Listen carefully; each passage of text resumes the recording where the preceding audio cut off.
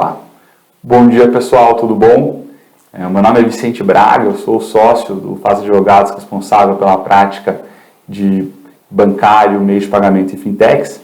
E eu estou aqui hoje com o Davi Cunha, né? Nosso convidado. O Davi Cunha é executivo de indústria para serviços financeiros da Microsoft, tem mais de 20 anos de experiência, né, com questões relacionadas a serviços financeiros para a indústria de tecnologia. E o Davi também, né, tem uma atividade muito interessante, que ele foi o idealizador, fundador da comunidade do blog Open Banking Brasil e também dos eventos, que viraram eventos de referência na área, como Open Banking Day e Open Banking Week. Então, um grande especialista aí sobre Open Banking, para conversar com a gente hoje, né, nesse formato mais simples, do Faz Mais Simples, trazer um pouco de forma descomplicada para vocês algumas questões de Open Banking. Esse é o primeiro vídeo de uma série de 3 vídeos que a gente está gravando com o Davi, para justamente trazer um pouquinho, acelerar a compreensão das pessoas, do público, não só das partes reguladas, mas também dos usuários em geral, essas mudanças que estão para vir aí do Open Banking. Davi, muito bom dia, obrigado pelo convite, obrigado por aceitar nosso convite. Bom dia, Vicente, bom dia a todos. Gostaria primeiro de agradecer, né, novamente aí pelo convite da FAS. Eu acho que essa é uma iniciativa excelente, uma oportunidade de aproximar, melhorar a comunicação, falar de maneira mais aberta, de maneira mais simples, né, esse tema tão relevante aí que está mudando a indústria financeira. Então, agradeço de novo aí pelo convite. O agradecimento é todo nosso, Davi. Bem, hoje a gente precisa conversar um pouquinho mais, começar bem do começo, né? A gente sabe que quando a gente vê Open Banking, tem muitos eventos, muitos assuntos, todo mundo que quiser, inclusive, se especializar mais, a gente sempre indica, né? O blog do Davi tem um conteúdo bem bacana, mas quando a gente precisa entender as questões de fato, e esse é um pouco o desafio aqui desse modelo do Faz Mais Simples, é de tentar entender a essência das coisas, né? Muita discussão técnica teve e tal, mas na prática, Davi, assim, o que vai mudar para os usuários? Como que vai ser, o que muda na vida deles, o que eles vão ver na prática? O pessoal fala de Open Banking, tem propaganda hoje na televisão, tem os Big Brother falando de Open Banking, mas ainda a gente recebe muito essa pergunta, né? O que vai mudar na minha vida? Quando eu abrir o meu celular ali, o que muda na minha experiência, o que muda no meu dia a dia? Perfeito, Vicente. Bom, acho que é importante, antes de mais nada, contextualizar, né? Acho que, primeiro, o Open Banking, o Sistema Financeiro Aberto, acho que é uma iniciativa aí muito bem conduzida pelo Banco Central do Brasil, e ele traz o conceito de que o cliente agora ele passa a ser dono dos seus dados, né? Então, isso vem evoluindo já há alguns anos, né? Muito em resposta a mudanças regulatórias que vem acontecendo no mundo, né? Como o GDPR na Europa, né, a legislação de privacidade de dados aqui no Brasil, a LGPD. Então, esses movimentos fizeram com que o cliente passasse a ser dono do seu próprio dado, né? Então, ele agora define com quem, de que forma ele pode compartilhar esses dados. E uma vez que as instituições financeiras tenham acesso às informações do cliente, ao histórico, né, ao perfil de consumo e o comportamento, né, desse consumidor, isso gera oportunidades no mercado de, uma vez conhecendo melhor o cliente, de oferecer novos produtos financeiros. Então, o primeiro objetivo principal do Open Banking, né, e agora depois a gente vai falar um pouquinho do Open Finance, né, recentemente até o Banco Central está rebatizando essa iniciativa de Open Banking para Open Finance, visa exatamente aumentar o leque de possibilidades para esses clientes, disponibilizar mais serviços com menores custos, reduzindo tarifas, entregando melhores serviços para esses clientes, com maior competitividade no sistema como um todo, né? O que a gente espera com esse avanço é que o cliente possa ter opções, né? Possa ter maior empoderamento, né? Então, acho que esse é um primeiro ponto importante. O que a gente espera com essa iniciativa é realmente avançar no sentido da democratização dos serviços financeiros, tá? Então, o serviço financeiro ele deve ser acessível por qualquer cliente, de qualquer canal, né? A gente vê movimentos no sentido da digitalização dos serviços financeiros. Então, cada vez mais o mercado quer que as pessoas sejam incluídas nesse processo. Então, esse é um ponto fundamental, né?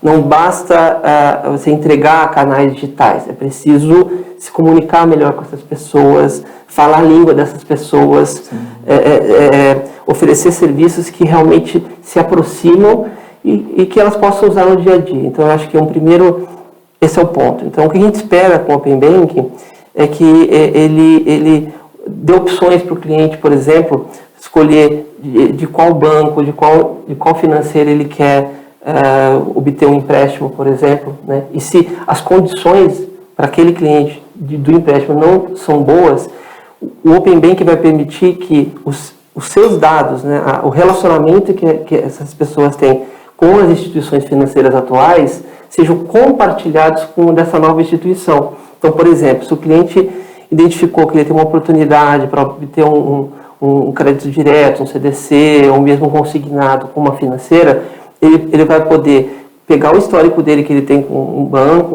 um relacionamento, compartilhar esses dados com essa instituição, com essa financeira, e de tal maneira que essa financeira possa oferecer um produto mais adequado ao seu perfil, né? Então, obviamente, além disso, o que a gente espera é mais inovação no sistema, né?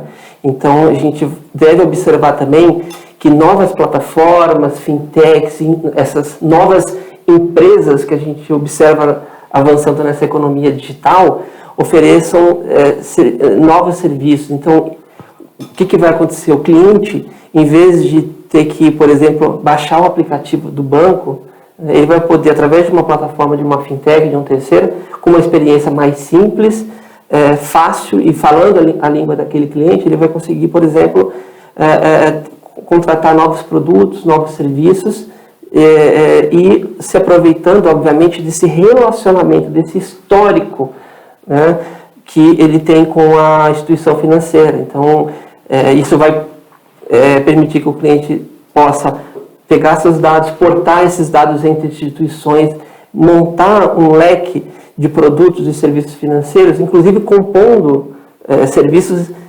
oriundos de diferentes instituições.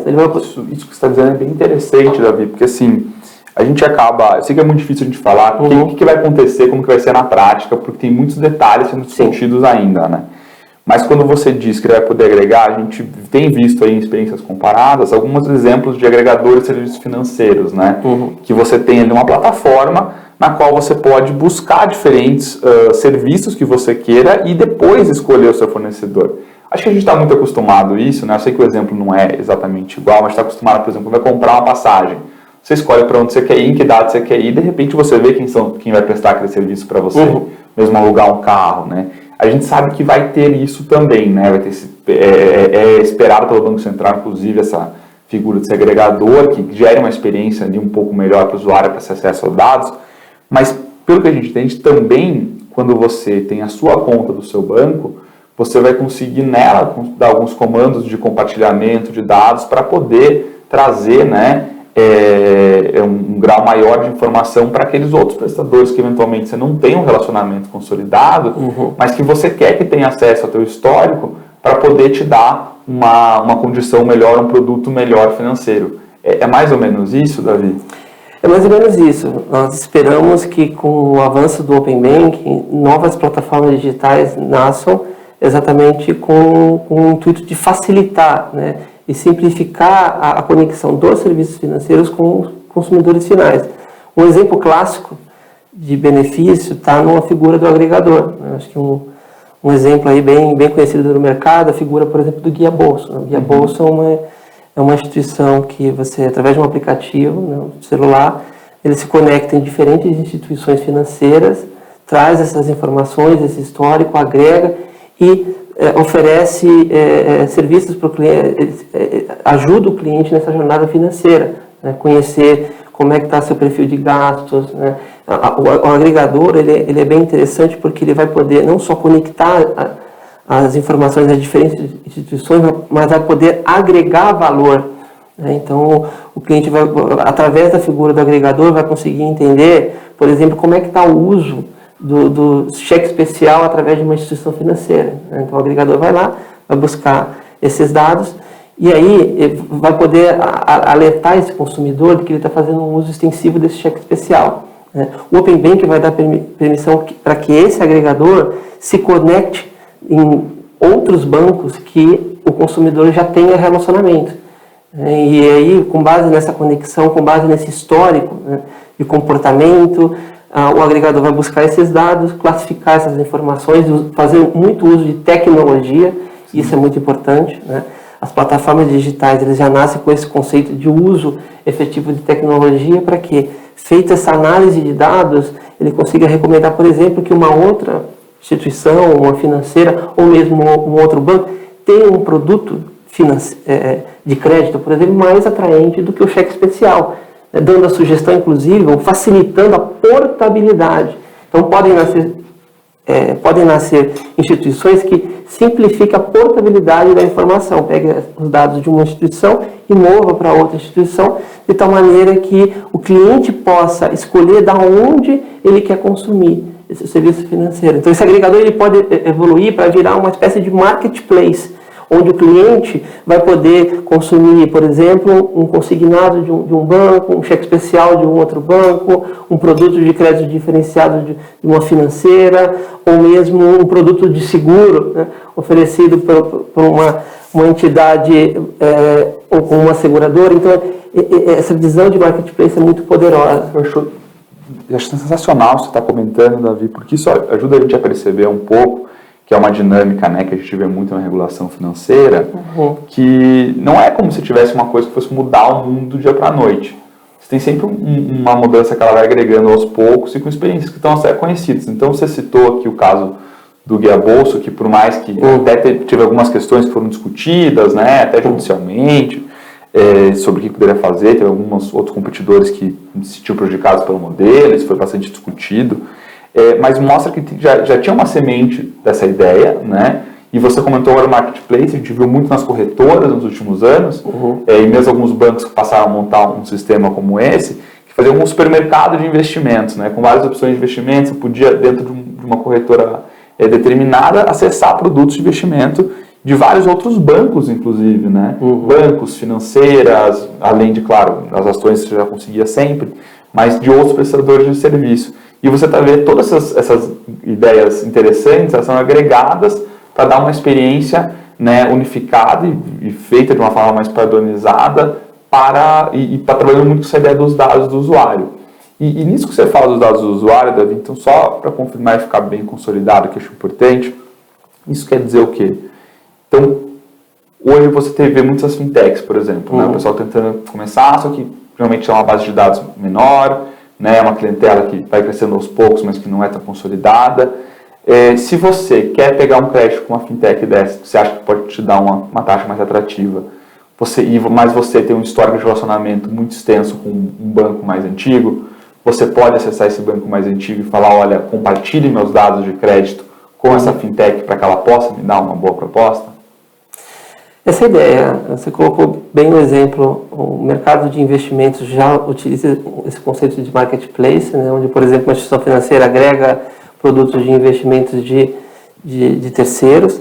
A ideia é que evoluir para que esse marketplace seja mais amplo, olhando produtos financeiros de uma maneira muito mais agnóstica e conectando com a vida financeira. Então, obviamente, produtos de seguros, produtos de crédito. Acho que o crédito é uma peça-chave para movimentar a economia, não só de pessoas físicas, mas também para as pequenas e médias empresas. Então, eu acho que isso vai empoderar demais esses clientes para que eles possam ter acesso. Só que para que esse marketplace seja efetivo, para que essas instituições possam ofertar o melhor produto para aquele perfil de cliente, é fundamental o quê? Que essas instituições, ou uma fintech de crédito, por exemplo, tenha acesso a dados do cliente. O dado, ele é uma informação muito valiosa que permite que essas empresas criem e ofereçam produtos mais personalizados. Imagine que você tem uma empresa cujo diferencial, uma fintech, seja oferecer um produto baseado no comportamento, baseado no histórico. Então, tendo acesso a esse histórico que está ali guardado, muitas vezes, que no passado estava guardado as 7 chaves dentro da instituição financeira, e agora com o Open Banking isso vai facilitar, permitir que essa fintech tenha acesso a esse comportamento, entender se o cliente paga as contas em dia, se o cliente entendeu a característica dos contratos de crédito que esse cliente tem, tanto pessoa física quanto jurídica, tenha no seu histórico. Então, o acesso a esse dado é fundamental. E não só a pessoa física, né? Pessoa jurídica também é muito importante. Até mais, às vezes, né? Até mais. Então, assim, você sabe, por exemplo, as empresas o quanto precisam de capital financeiro para poder impulsionar seu fluxo de caixa, né, suas operações, investir, garantir que suas operações aconteçam. Então, o Open Banking vai permitir, por exemplo, que empresas se conectem na conta bancária dessas instituições, nessas pequenas e médias empresas, entender todo o fluxo de caixa, né, por exemplo, empresas de receita recorrente. Então, vou poder plugar no banco, entender todo o fluxo, né, de pagamentos, de receita que entra mês a mês, e com isso conhecer muito mais essas empresas e conseguir ofertar produtos muito mais personalizados, né? Isso pode alimentar toda a parte de antecipação, recebíveis. Então, o universo o leque de opções é muito grande. Bacana. E assim, então, né, colocando aqui de forma bem simples, acho que o pessoal, o que a gente acha que é bacana a gente colocar, né, Davi? Quando você pega o Open Banking Brasil, você joga no Google, vai aparecer o quê? Aparece a comunidade de vocês, né, o blog da comunidade, com bastante material bacana. E tem também, o Banco Central criou um portal sobre o Open Banking com várias informações sobre todo o projeto. O que eu acho que é interessante as pessoas terem consciência é que não é que o Banco Central, né, e aí você me corrige, Davi, se eu estiver enganado, não é que o Banco Central criou uma estrutura que você vai baixar o aplicativo do Banco Central e vai tratar todos os seus dados lá, né? O Open Banking é uma iniciativa que ele envolve as instituições reguladas e cria uns padrões de compartilhamento de informações entre elas, mas que a tua experiência continua sendo direta com o prestador, né? Então, por exemplo, você usuário, você não vai entrar no site do Banco Central e verificar ali as suas informações, né? E definir ali com quem você compartilha, quem você pede, o que você pede. Você continua acessando o aplicativo da sua instituição financeira ou de um agregador que você contrate, e por meio de comandos que você faz ali, as instituições reguladas que participam do Open Banking são obrigadas a compartilhar informações, as suas informações com sua devida autorização para os fins que você autorizar, para que você possa ter um acesso mais facilitado a esses dados. É mais ou menos isso, Davi? Perfeito, Vicente. O portal do Banco Central hoje é um portal, uma fonte rica de informações, com orientações e guias, exatamente para dando informações, trazendo informações não só para os consumidores de como vai funcionar esse processo, mas para o ecossistema, né, para as fintechs, para os bancos que estão desenvolvendo hoje, estão construindo toda essa base necessária para o avanço do Open Banking, né? Como você bem colocou, o Open Banking, na verdade, ele destrava o sistema financeiro. É como se eu tirasse uma trava de tal maneira que eu permita que inovadores possam se conectar nas instituições, né? É importante destacar que o Open Banking, nesse primeiro momento, ele somente as instituições autorizadas e reguladas pelo Banco Central vão poder compartilhar, né? A gente vai falar mais na frente de temas com relação a possibilidade de estabelecer contrato de empresas não reguladas terem acesso ao sistema, mas inicialmente vamos considerar as empresas reguladas e autorizadas pelo Bacen, vão poder compartilhar informações e trazer inovação, trazer novos produtos, novos serviços. Então, eu acho que para o consumidor, ele vai continuar usando o aplicativo, ele vai continuar tendo acesso aos sistemas do banco, né? Só que ele também abre oportunidade para que empresas como, por exemplo, uma fintech autorizada possa trazer uma inovação, um agregador, por exemplo, que traga uma visão diferenciada, né, de como o cliente está consumindo, fazendo seus gastos, como é que ele está investindo e poder gerar recomendações. Então, o Open Banking ele vai dar possibilidades para que esses inovadores tragam novas experiências, Então, eu vou poder ter, por exemplo, um novo aplicativo de uma fintech que agrega e coleta, se integra com todos os bancos que o cliente tem relacionamento e traga uma experiência única, né, trazendo recomendações, trazendo insights. Um ponto importante é que, ao compartilhar dados, esses inovadores, essas fintechs vão poder traçar o perfil do Vicente, do Davi, entender como que ele está fazendo o uso desse dinheiro e traçar recomendações, poder antecipar, por exemplo, que se o cliente continuar fazendo uso, fazendo pagamentos daquela forma, fazendo uso do cheque especial daquela forma, ele pode, no futuro, entrar num problema de inadimplência. Então, esse inovador, essa fintech, ela pode antecipar essa situação de inadimplência e recomendar um outro produto financeiro, em parceria com uma outra instituição, com uma financeira mais adequado, por exemplo, e fazer com que o cliente pare de usar o cheque especial, né, e mova para um produto de crédito mais interessante, com taxas mais atrativas. Então, eu acho que, do ponto de vista de consumidor, continua de forma idêntica. A única diferença é que agora ele vai ter acesso a novas experiências, novas possibilidades, ele vai fazer um uso cada vez mais forte dos canais digitais, novos aplicativos. É interessante observar, por exemplo, lá fora, você tem exemplos interessantes, né, de bancos que lançaram aplicativos que o cliente pode acessar os dados, pode acessar um produto sem ter um cadastro prévio na instituição. Então, veja o potencial que é. Hoje, para você ter acesso a um produto de vários bancos, você tem que baixar o aplicativo de cada banco, fazer todo o processo de cadastro. Muitas vezes isso leva, dependendo do perfil, se é uma empresa, pode levar dias, né, para ter esse processo autorizado.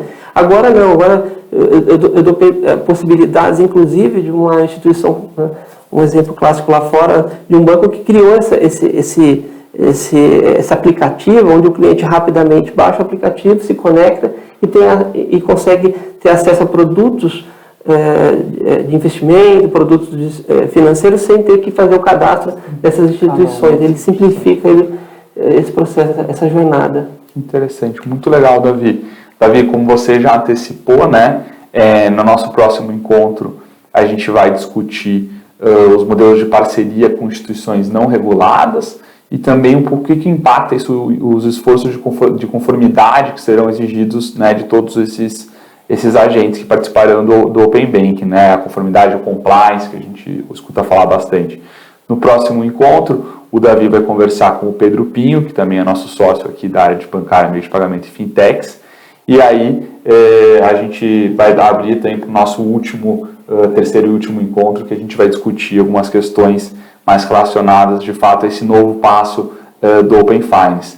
Mas por hoje é só. Muito obrigado aí pela audiência de vocês e muito obrigado, Davi, por estar aqui conosco e compartilhar um pouco da sua experiência aí com a gente. Excelente, agradeço de novo, Vicente, agradeço de novo essa excelente iniciativa da FASE e vamos em frente. Obrigado. Perfeito, vamos ao próximo. Obrigado, pessoal.